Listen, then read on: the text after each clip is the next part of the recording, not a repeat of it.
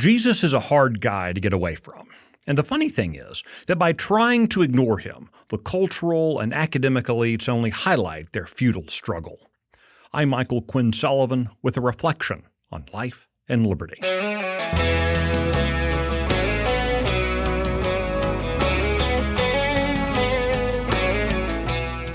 I was recently reading an historical account of World War II in which the author made repeated reference not to 1943, but to 1943 CE.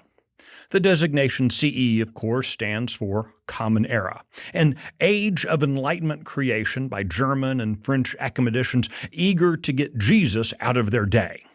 The author wanted his readers to know he was an academic and not some Jesus guy. Let me step back. There's nothing biblical about using AD, Anno Domini, Latin for Year of the Lord, on the calendar. After all, we don't equate calling the first month of the year January with worship of the Roman god Janus. Even today, the Hebrew calendar uses Anno Mundi, the year of the world, and references back to what they believe to be the first day of creation.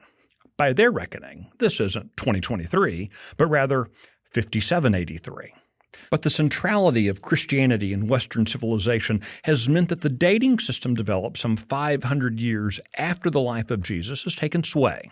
Our annual dating is based on imprecise work done some 200 years earlier, when a monk named Dionysius attempted to determine how many years people had been celebrating Easter. So while Jesus was most likely born 3 to 7 years before 1 AD, the calendar itself was nonetheless an honest attempt to set the dating of current events in relation to the birth of the Wonderful Counselor, the Mighty God, Everlasting Father, Prince of Peace. Whether it is the reign of a monarch or the creation of the world, every culture has set dates based on their perception of significant events. Our own Constitution notes that it was completed on September 17th, quote, in the year of our Lord 1787, and of the independence of the United States of America, the 12th. This is what makes the use of CE and BCE so laughable.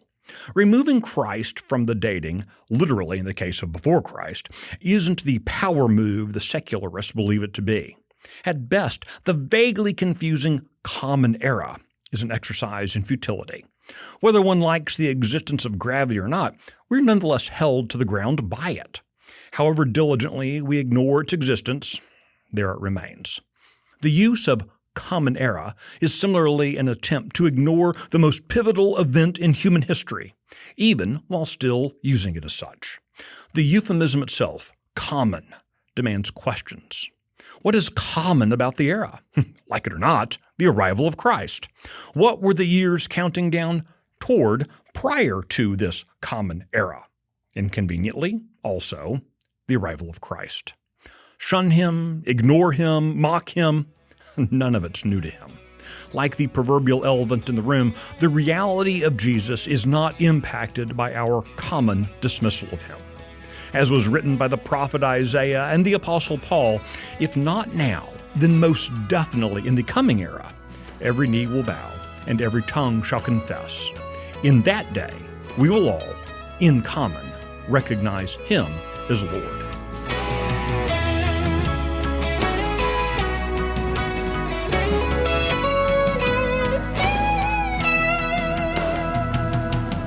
Hey, if you like the Reflections podcast, here's what would really help. Please rate it and leave a review.